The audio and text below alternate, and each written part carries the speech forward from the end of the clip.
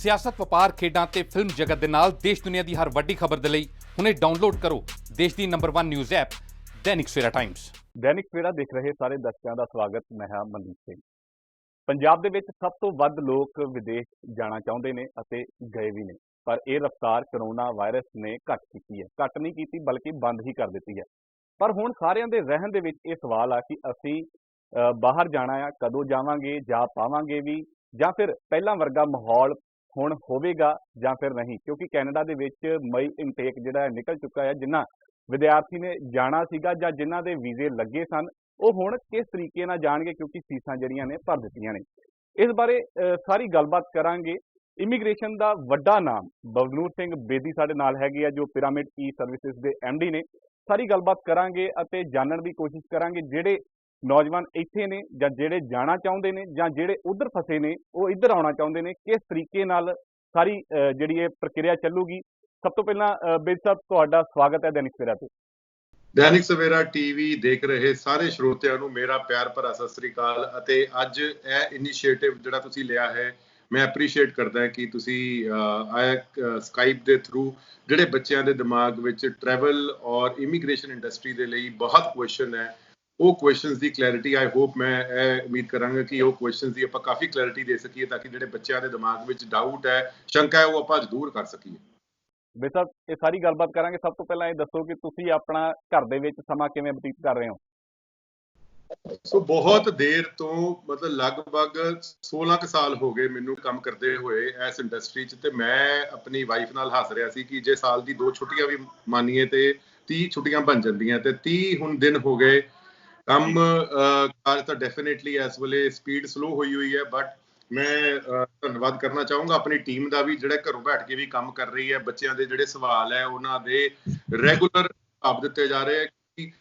ਇਹ ਕੋਈ ਰੈਗੂਲਰ ਕੰਮ ਨਹੀਂ ਹੈ ਸਾਡਾ। ਜਿਹੜੀ ਇੰਡਸਟਰੀ ਹੈ, ਜਿਹੜਾ ਇਮੀਗ੍ਰੇਸ਼ਨ ਸਟੂਡੈਂਟ ਵੀਜ਼ੇ ਦਾ ਕੰਮ ਹੈ, ਬੱਚਿਆਂ ਦੇ ਪੈਸੇ ਤਾਂ ਮਾਪਿਆਂ ਦੇ ਲੱਗੇ ਹੀ ਹੁੰਦੇ ਆ, ਬੱਚਿਆਂ ਦੇ ਸੁਪਨੇ ਵੀ ਨਾਲ ਜੁੜੇ ਹੁੰਦੇ ਆ। ਸੋ ਸਾਡੀ ਟੀਮ ਨੇ ਪਹਿਲੇ ਦਿਨ ਤੋਂ ਹੀ ਫੈਸਲਾ ਕਰ ਲਿਆ ਸੀ ਕਿ ਆਪਾਂ ਘਰੋਂ ਬੈਠ ਕੇ ਕੰਮ ਕਰਾਂਗੇ। ਜਿਹੜੇ ਬੱਚਿਆਂ ਦੇ ਫੀਸਾਂ ਜਾ ਚੁੱਕੀਆਂ ਹੈ, ਜਾਂ ਆਫਰ ਲੈਟਰ ਅਪਲਾਈਡ ਹੈ, ਜਾਂ ਵੀਜ਼ੇ ਆ ਗਏ ਪਰ ਟਰੈਵਲ ਨਹੀਂ ਕਰ ਪਾ ਰਹੇ, ਉਹਨਾਂ ਦੇ ਜਵਾਬ ਨਿਰੰਤਰ ਦਿੰਦੇ ਰਵਾਂਗੇ, ਤਾਂ ਕਿ ਕਿਸੇ ਪ੍ਰਕਾਰ ਦਾ ਬੱਚਿਆਂ ਦੇ ਮਨ ਵਿੱਚ ਕੋਈ ਵਹਿਮ, ਕੋਈ ਸ਼ੰਕਾ, ਕੋਈ ਡਰ ਪੈਦਾ ਨਾ ਹੋਵੇ।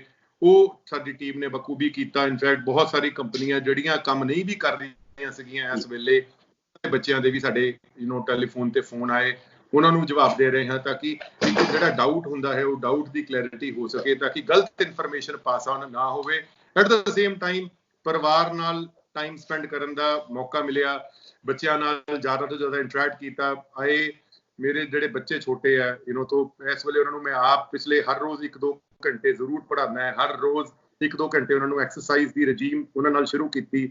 ਮੇਰਾ ਆਪਣਾ ਫੇਵਰਟ ਸਬਜੈਕਟ ਮੈਥਸ ਔਰ ਸਾਇੰਸ ਤੋਂ ਹੀ, ਮੈਂ ਆਪ ਵਿੱਚ ਪੜ੍ਹਿਆ ਹੋਇਆ, ਇੰਜੀਨੀਅਰਿੰਗ ਕੀਤੀ ਹੋਈ ਹੈ। ਤਾਂ ਮੇਰਾ ਆਪਣਾ ਹਮੇਸ਼ਾ ਸ਼ੁਰੂ ਤੋਂ ਹੀ ਇਹ ਰਿਹਾ ਕਿ ਬੱਚਿਆਂ ਨੂੰ ਨਾਲ ਪੜ੍ਹਾਇਆ ਜਾਵੇ, ਡਿਵੈਲਪ ਕੀਤਾ ਜਾਵੇ। ਸੋ ਉਹ ਟਾਈਮ ਮਿਲਿਆ, ਮੌਕਾ ਮਿਲਿਆ ਇਸ ਵੇਲੇ ਬੱਚਿਆਂ ਨਾਲ ਟਾਈਮ ਸਪੈਂਡ ਕਰਨ ਦਾ, ਫੈਮਿਲੀ ਨਾਲ ਟਾਈਮ ਸਪੈਂਡ ਕਰਨ ਦਾ। ਸੋ ਬੜੀ ਪ੍ਰੋਡਕਟਿਵਲੀ ਉਹਨੂੰ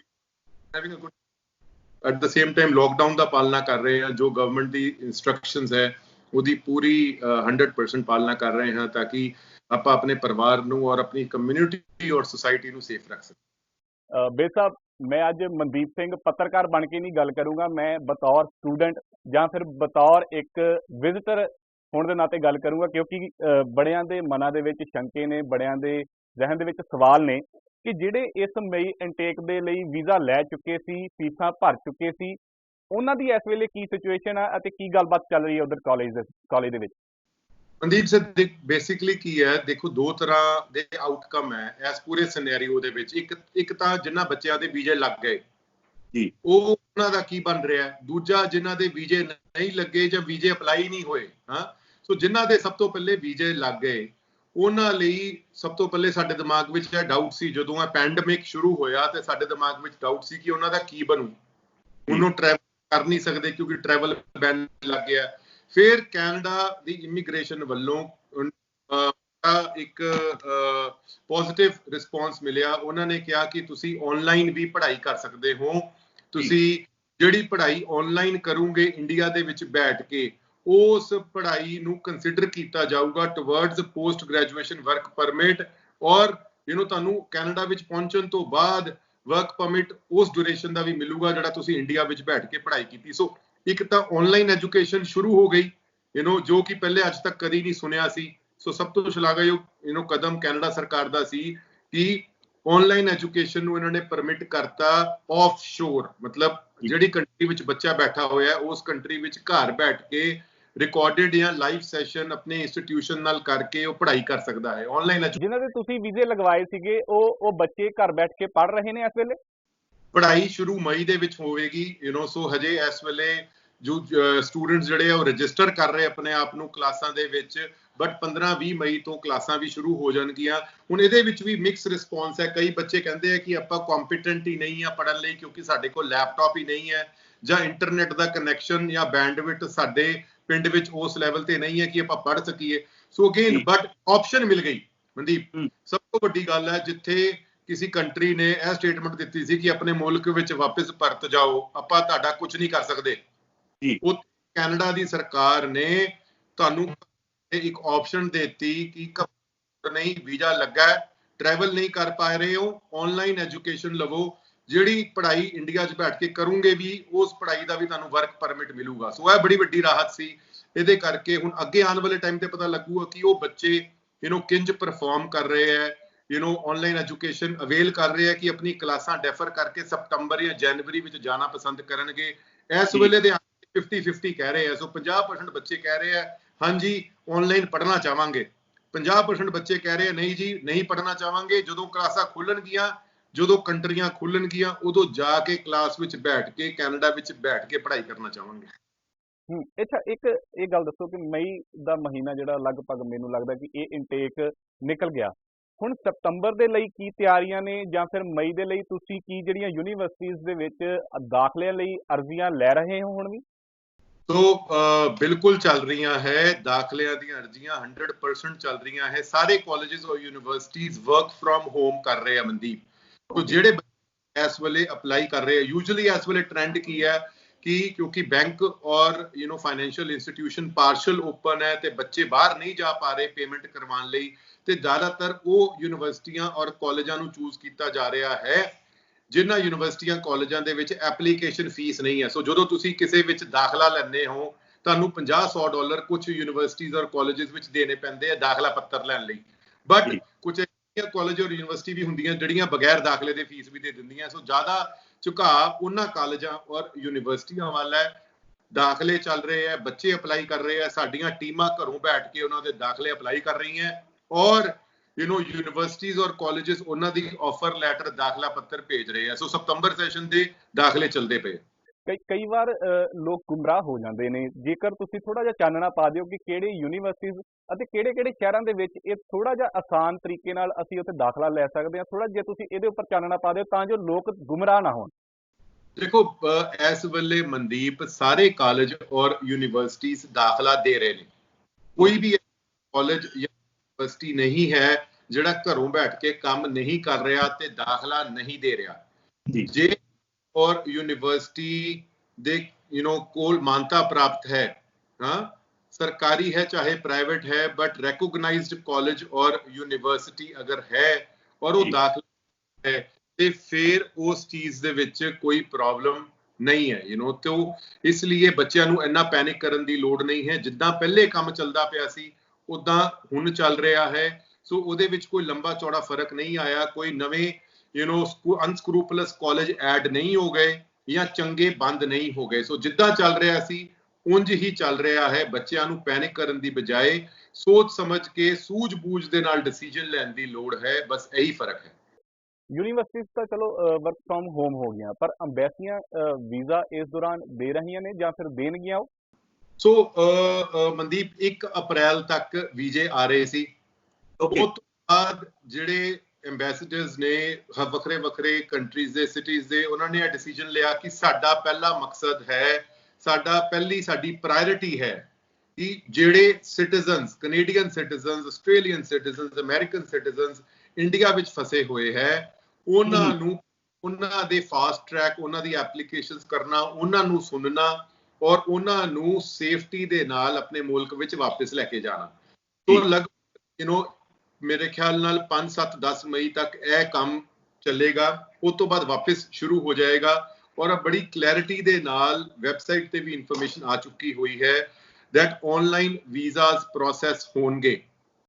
ਮੈਂ ਇਹੀ ਪੁੱਛਣਾ ਚਾਹੁੰਦਾ ਸੀਗਾ ਕਿਉਂਕਿ ਤੁਹਾਡਾ ਲੰਬਾ ਤਜਰਬਾ ਆ ਆਨਲਾਈਨ ਪ੍ਰਕਿਰਿਆ ਕਿਸ ਤਰੀਕੇ ਨਾਲ ਜਾਂ ਫਿਰ ਕੀ ਉਧਰੋਂ ਮੇਲਸ ਆ ਰਹੀਆਂ ਨੇ ਕਿਉਂਕਿ ਤੁਹਾਡਾ ਵੀ ਉਧਰ ਕਾਫੀ ਚੰਗਾ ਰਸੂਖ ਹੈਗਾ ਕਾਲਜਸ ਦੇ ਨਾਲ ਤੇ ਉੱਥੋਂ ਦੇ ਵੱਡੇ ਲੋਕਾਂ ਦੇ ਨਾਲ ਤੇ ਹੁਣ ਕਦੋਂ ਕੁ ਤੱਕ ਇਹ ਸਭ ਕੁਝ ਕਲੀਅਰ ਹੋਣ ਦੀ ਸੰਭਾਵਨਾ ਆ ਜਾਂ ਫਿਰ ਅਸੀਂ ਕਦੋਂ ਕੁ ਤੱਕ ਉੱਥੇ ਅਪਲਾਈ ਕਰ ਸਕਦੇ ਹਾਂ?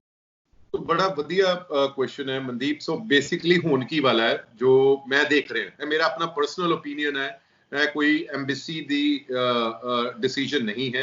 मैनू की दिख रहा है कॉलेजेस और यूनिवर्सिटीज अपना दाखला दे रहे हैं। एम्बेसीज ने क्या कि ਆਪਾਂ ऑनलाइन वीजे प्रोसेस करते रहांगे। ऑनलाइन वीजे तो मतलब की है मेरा कि बच्चे दी जदों ऑफर लैटर आ जाऊगी, बच्चा अपना जदों दाखले दी फीस जमा करवा दूगा, रहन सहन दा खर्चा जमा करवा दूगा ਤੇ ਆਪਣੀ ਆਇਲਸ ਅਕੈਡਮਿਕ ਸਕੋਰਸ ਕਾਲਜ ਦਾ ਦਾਖਲਾ ਪੱਤਰ ਤੇ GIC ਇਹ 4-5 ਦਸਤਾਵੇਜ਼ਾਂ ਨਾਲ ਔਰ ਜਦੋਂ ਮੈਡੀਕਲ ਵੀ ਸ਼ੁਰੂ ਹੋ ਜਾਊਗਾ, ਹਜੇ ਤਾਂ ਲੋਕਡਾਊਨ ਕਰਕੇ ਬੱਚੇ ਮੈਡੀਕਲ ਵੀ ਨਹੀਂ ਕਰਵਾ ਪਾ ਰਹੇ, ਜਦੋਂ ਇਹ 5 ਚੀਜ਼ਾਂ ਸ਼ੁਰੂ ਹੋ ਜਾਣਗੀਆਂ ਉਸ ਤੋਂ ਬਾਅਦ ਇਹ ਦਸਤਾਵੇਜ਼ ਆਨਲਾਈਨ ਅਪਡੇਟ ਹੋਣਗੇ, ਆਨਲਾਈਨ ਹੀ ਉਹਨਾਂ ਦਾ ਵੀਜ਼ਾ ਪ੍ਰੋਸੈਸ ਹੋਏਗਾ।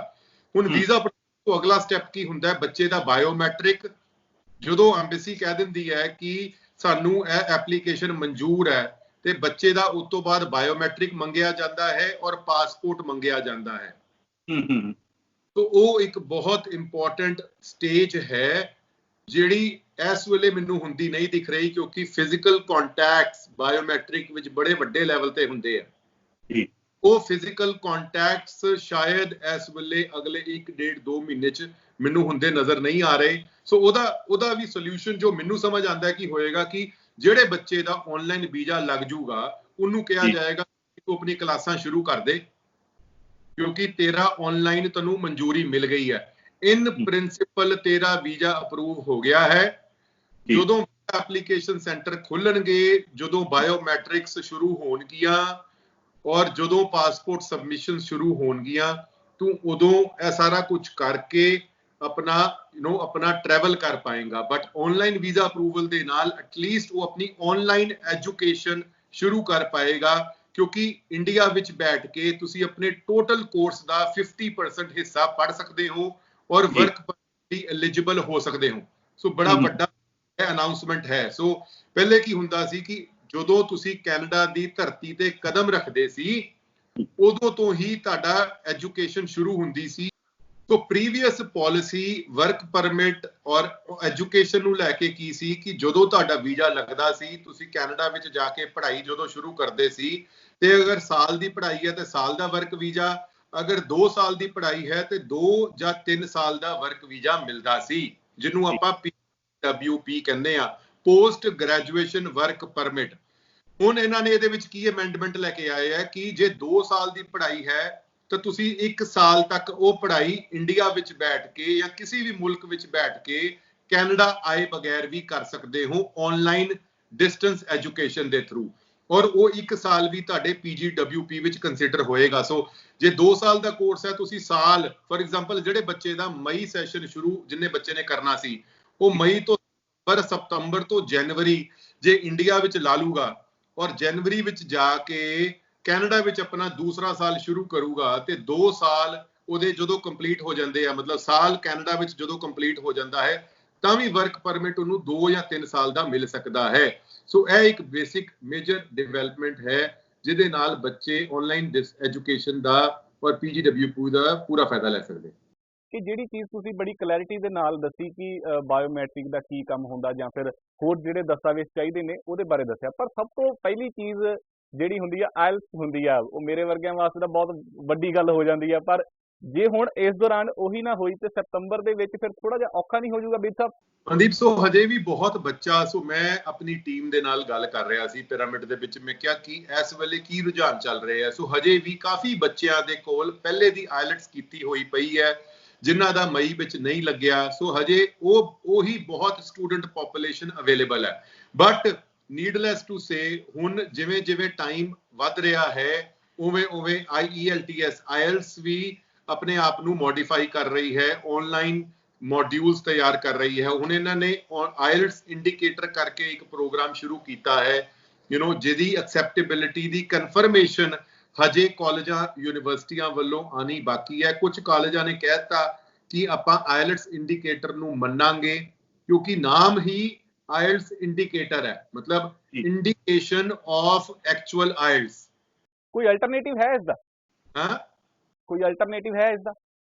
ਡਿਊਲਿੰਗੋ।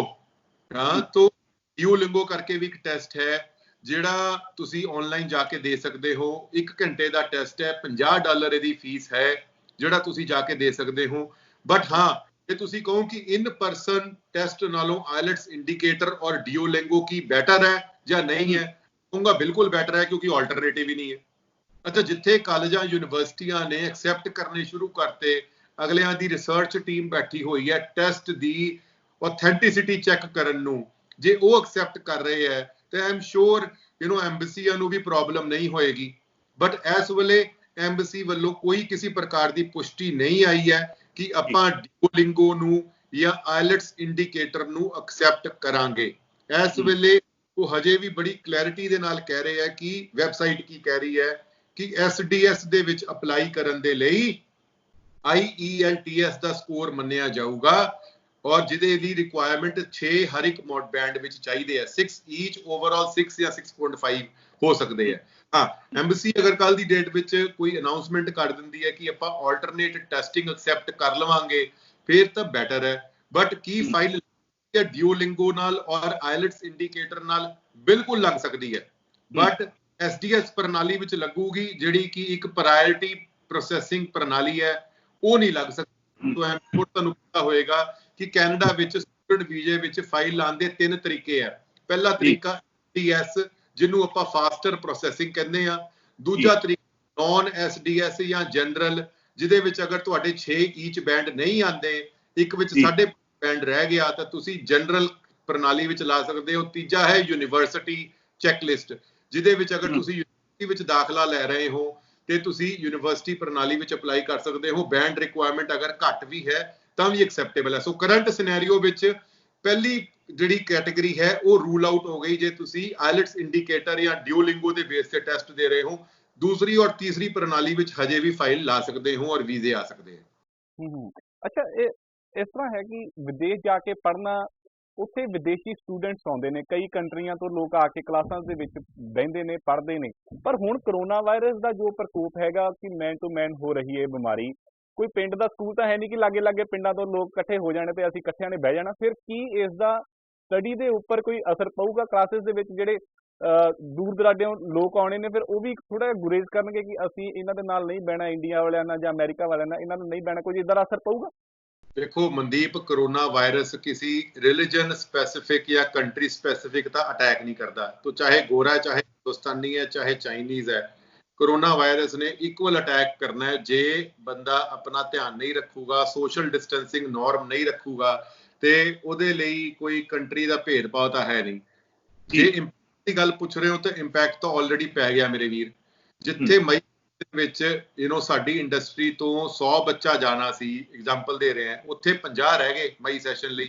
ਅੱਛਾ, ਉਹਨਾਂ 50 ਚੋਂ ਵੀ 25 ਬੱਚੇ ਕਹਿ ਰਹੇ ਆਪਾਂ ਆਨਲਾਈਨ ਐਜੂਕੇਸ਼ਨ ਪੜਾਂਗੇ ਤੇ 25 ਕਹਿ ਰਹੇ ਆਪਾਂ ਡੈਫਰ ਲਵਾਂਗੇ। ਮਤਲਬ 75% ਡਾਊਨ ਤੇ ਇੰਡਸਟਰੀ ਆਲਰੇਡੀ ਹੋ ਗਈ ਮਈ ਹੈ। ਸਤੰਬਰ ਸੈਸ਼ਨ ਲਈ ਹਜੇ ਵੀਜ਼ੇ ਪ੍ਰੋਸੈਸ ਹੋਣੇ ਸ਼ੁਰੂ ਨਹੀਂ ਹੋਏ, ਆਇਲਟਸ ਦੇ ਟੈਸਟ ਸ਼ੁਰੂ ਨਹੀਂ ਹੋਏ। ਜਿਹੜੇ ਆਲਟਰਨੇਟਿਵ ਇੰਗਲਿਸ਼ ਟੈਸਟਿੰਗ ਸਿਸਟਮਸ ਹੈਗੇ ਆ, ਉਹਨਾਂ ਦੀ ਐਕਸੈਪਟੇਬਿਲਿਟੀ ਕਿੰਨੀ ਕੁ ਰਹੇਗੀ ਸਟੂਡੈਂਟਸ ਦੇ ਵਿੱਚ ਔਰ ਐਮਬੈਸੀ ਦੇ ਵਿੱਚ, ਇਹ ਤਾਂ ਟਾਈਮ ਦੱਸੂਗਾ। ਇਸ ਕਰਕੇ ਮੋਟਾ ਮੈਨੂੰ 50 ਤੋਂ 75% ਇੰਪੈਕਟ ਸਾਡੀ ਇੰਡਸਟਰੀ ਤੇ ਹੁੰਦਾ ਦਿਖ ਰਿਹਾ ਹੈ। ਬਟ ਇੱਕ ਰੀਸੈਂਟ ਸਰਵੇ ਹੋਇਆ ਜਿਹਦੇ ਵਿੱਚ 10-20 ਹਜ਼ਾਰ ਬੱਚਿਆਂ ਤੋਂ ਪੁੱਛਿਆ ਗਿਆ ਕਿ ਕਰੋਨਾ ਵਾਇਰਸ ਕਰਕੇ ਤੁਸੀਂ ਆਪਣੇ ਸਟੱਡੀ ਅਬਰੋਡ, ਬੜਾ ਇੰਪੋਰਟੈਂਟ ਸਰਵੇ ਸੀ, ਇੰਸਟੀਟਿਊਸ਼ਨਸ ਨੇ ਕਰਵਾਇਆ ਆਪਣੇ ਆਪਣੇ ਲੈਵਲ ਤੇ, ਕਿ ਕਰੋਨਾ ਵਾਇਰਸ ਕਰਕੇ ਕੀ ਤੁਸੀਂ ਬਾਹਰ ਪੜ੍ਹਨ ਦੇ ਆਪਣੇ ਸੁਪਨੇ ਨੂੰ ਛੱਡ ਦਿਓਗੇ, ਪੋਸਟਪੋਨ ਕਰ ਦਿਓਗੇ? ਤੇ 91% ਬੱਚਿਆਂ ਨੇ ਹਿੰਦੁਸਤਾਨ ਚੋਂ ਕਿਹਾ ਕਿ ਆਪਾਂ ਛੱਡਾਂਗੇ ਨਹੀਂ, ਜਦੋਂ ਖੁੱਲੂਗਾ ਉਦੋਂ ਸ਼ੁਰੂ ਕਰ ਦਾਂਗੇ। ਮੈਂ ਇਹੀ ਪੁੱਛਣਾ ਚਾਹੁੰਦਾ ਸੀਗਾ ਕਿ ਤੁਹਾਡਾ ਕੰਮ ਲਗਾਤਾਰ ਚੱਲ ਰਿਹਾ ਹੈ, ਵਰਕ ਫਰੋਮ ਹੋਮ ਆ, ਕੀ ਤੁਹਾਨੂੰ ਕਾਲਸ ਉਸੇ ਤਰ੍ਹਾਂ ਆ ਰਹੀਆਂ ਨੇ ਜਿਸ ਤਰੀਕੇ ਨਾਲ ਪਹਿਲਾਂ ਆਉਂਦੀਆਂ ਸੀ? ਕਿਉਂਕਿ ਕਈ ਵਾਰੀ ਡਰ ਵੀ ਬੈਠ ਜਾਂਦਾ ਮਨ 'ਚ ਕਿ ਅਸੀਂ ਆਪਣੇ ਬੱਚਿਆਂ ਨੂੰ ਜਾਂ ਫਿਰ ਅਸੀਂ ਬਾਹਰ ਨਹੀਂ ਜਾਣਾ, ਉੱਥੇ ਜ਼ਿਆਦਾ ਇਹ ਬਿਮਾਰੀ ਦਾ ਪ੍ਰਕੋਪ ਹੈ।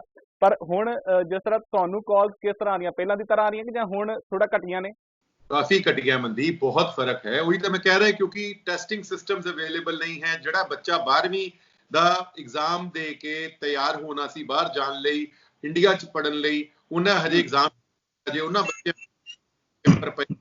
ਜੋ ਬੱਚਾ ਬਾਹਰ ਜਾਣ ਦੀ ਪਲੈਨਿੰਗ ਉਦੋਂ ਕਰੂਗਾ ਜਦੋਂ ਉਹਦੇ ਹੱਥ ਵਿੱਚ ਸਾਰੇ ਦਸਤਾਵੇਜ਼ ਹੋਣਗੇ। ਜੇ ਦਸਤਾਵੇਜ਼ ਹੀ ਨਹੀਂ ਹੈ ਤੇ ਬਾਹਰ ਦੀ ਪਲੈਨਿੰਗ ਜਾਂ ਸਵਾਲ ਜਵਾਬ ਲਈ ਬੱਚਾ ਤਾਂ ਤਿਆਰ ਹੀ ਨਹੀਂ ਹੈ। ਇਸ ਵੇਲੇ ਤਾਂ ਮਨੋਬਲ ਟੁੱਟਿਆ ਹੋਇਆ। ਬਟ ਮੈਂ ਇਹੀ ਆਪਣੇ ਬੱਚਿਆਂ ਨੂੰ ਇੱਕ ਸੁਨੇਹਾ ਦੇਣਾ ਚਾਹੂੰਗਾ ਤੁਹਾਡੇ ਮਾਧਿਅਮ ਰਾਹੀਂ, ਤੁਹਾਡੇ ਪਲੇਟਫਾਰਮ ਰਾਹੀਂ ਕਿ be positive.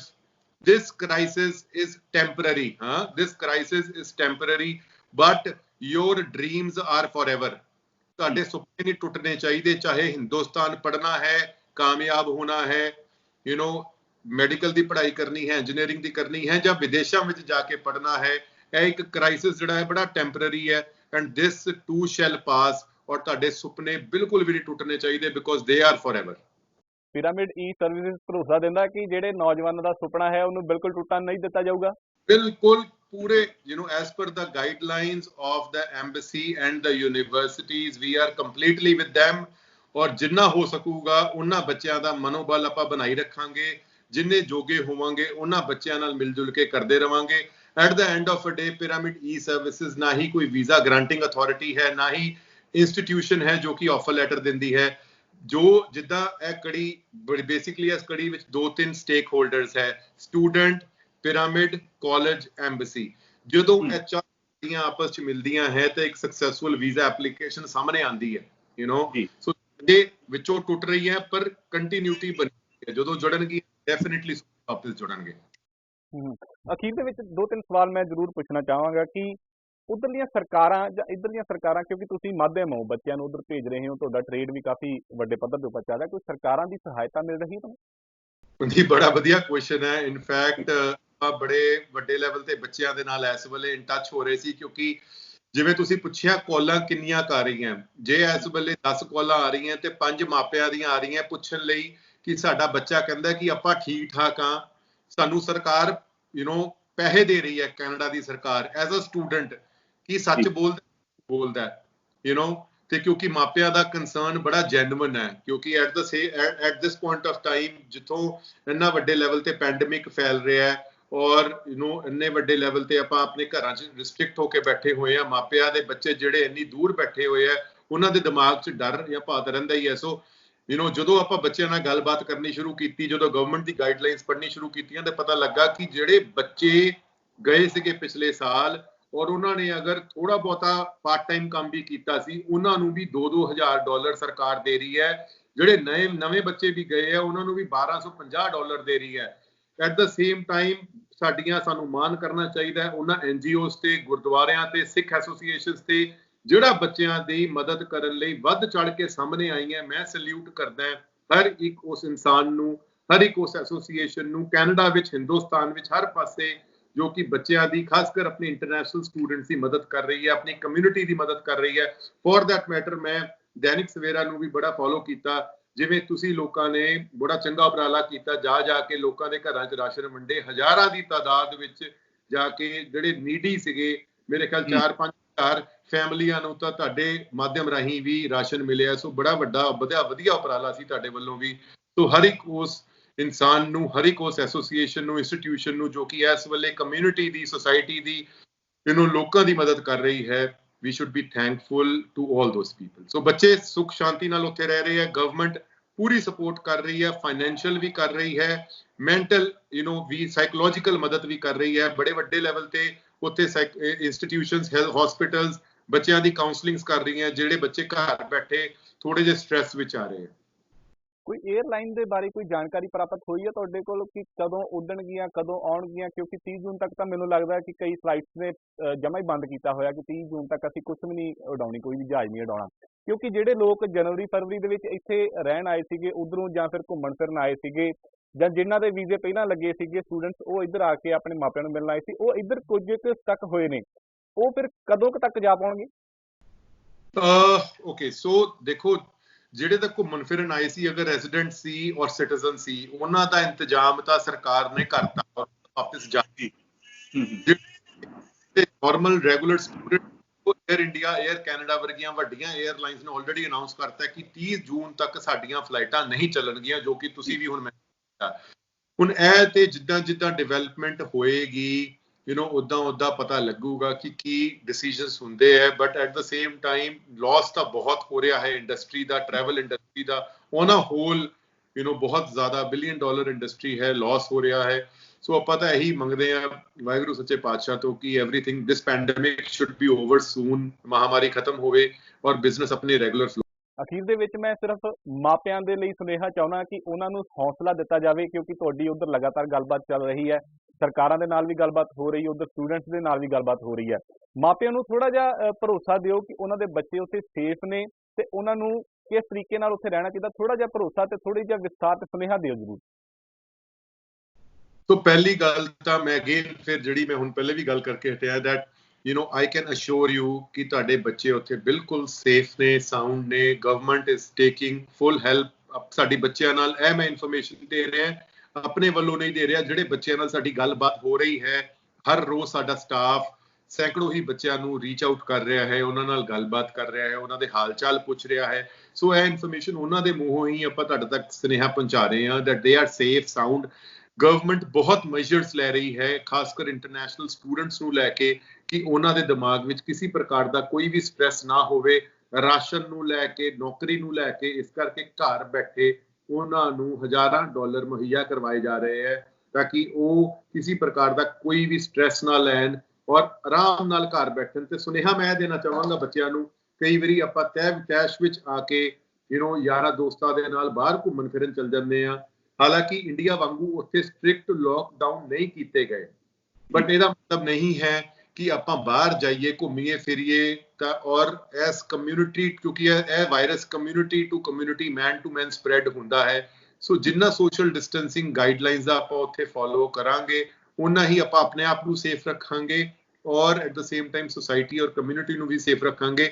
ਔਰ ਬੱਚਿਆਂ ਲਈ ਖਾਸ ਕਰ ਇੱਕ ਮੈਸੇਜ ਹੈ ਕਿ ਤੁਸੀਂ ਉੱਥੇ ਇਕੱਲੇ ਨਹੀਂ ਹੋ, ਤੁਹਾਡੇ ਨਾਲ ਸਾਰੇ international institutions, government is at your back. ਔਰ ਤੁਹਾਡੀ ਸੇਫਟੀ, ਸਿਰਫ ਤੁਹਾਡੀ ਜਾਨ ਸਿਰਫ ਤੁਹਾਡੀ ਨਹੀਂ ਹੈ, ਤੁਹਾਡੇ ਮਾਪੇ ਵੀ ਤੁਹਾਡੇ ਲਈ ਉਹਨੇ ਹੀ ਕੰਸਰਨਡ ਹੈ, ਆਪਾਂ ਵੀ ਤੁਹਾਡੇ ਲਈ ਉਹਨੇ ਹੀ ਕੰਸਰਨਡ ਆ ਜਿੰਨੇ ਤੁਹਾਡੇ ਮਾਪੇ ਹੈ। So please be safe and secure, ਕੋਈ ਵੀ ਗਲਤ ਕਦਮ ਨਾ ਚੱਕਣਾ, ਏਦਾਂ ਦਾ ਚੀਜ਼ ਨਾ ਕਰਨਾ ਕਿ ਇੱਕ ਤਾਂ ਸਾਡੀ ਕਮਿਊਨਿਟੀ ਦੀ ਬਦਨਾਮੀ ਹੋਵੇ। ਦੇਖੋ ਜੀ ਇਹ ਕਿੱਦਾਂ ਆਪਸ ਚ ਰਲ ਮਿਲ ਕੇ ਗੈਦਰਿੰਗਸ ਕਰ ਰਹੇ ਹੈ, ਔਰ ਐਟ ਦ ਸੇਮ ਟਾਈਮ ਤੁਸੀਂ ਸੇਫਟੀ ਨੂੰ ਵੀ ਕੰਪਰੋਮਾਈਜ਼ ਨਾ ਕਰੋ। ਧੰਨਵਾਦ ਗੱਲਬਾਤ ਕਰਨ ਲਈ, ਜੁੜਨ ਦੇ ਲਈ ਸਾਡੇ ਨਾਲ ਬਬਲੂ ਜੀ। ਬਹੁਤ ਅੱਛਾ ਲੱਗਾ ਜੀ, ਧੰਨਵਾਦ ਮਨਦੀਪ ਜੀ। ਸਤਿ ਇਹ ਸ਼੍ਰੀ ਨੇ ਅਕਾਲ। ਪਿਰਾਮਿਡ ਈ ਸਰਵਿਸਿਜ਼ ਦੇ ਐਮਡੀ ਬਬਲੂ ਸਿੰਘ ਬੇਦੀ, ਜਿਨ੍ਹਾਂ ਨੇ ਕਿਹਾ ਕਿ ਸਟੂਡੈਂਟਸ ਦੇ ਸੁਪਨੇ ਅਸੀਂ ਟੁੱਟਣ ਨਹੀਂ ਦੇਵਾਂਗੇ, ਜਿਹੜੇ ਸੁਪਨੇ ਲੈ ਕੇ ਉਹ ਬੈਠੇ ਨੇ ਆਪਣੇ ਘਰਾਂ ਦੇ ਵਿੱਚ, ਉਹਨਾਂ ਨੂੰ ਜ਼ਰੂਰ ਅਸੀਂ ਪੂਰਾ ਕਰਨਾ। ਅਤੇ ਜਦੋਂ ਵੀ ਥੋੜੀ ਜਿਹੀ ਛੋਟ ਮਿਲੀ ਤਾਂ ਉਸੇ ਵੇਲੇ ਅਸੀਂ ਆਪਣੇ ਜਿਹੜੇ ਲਗਾਤਾਰ ਜਿਹੜਾ ਕੰਮ ਚੱਲ ਰਿਹਾ ਹੈ ਤਾਂ ਉਸ ਨੂੰ ਫਿਰ ਅਪਲਾਈ ਵੀ ਜ਼ਰੂਰ ਕਰਨਾ ਸ਼ੁਰੂ ਕਰ ਦਿਆਂਗੇ। ਬਣੇ ਰਹੋ ਤਾਜ਼ਾ ਅਪਡੇਟ ਲਈ ਦੈਨਿਕ ਸਿਰਜ ਨਾਲ।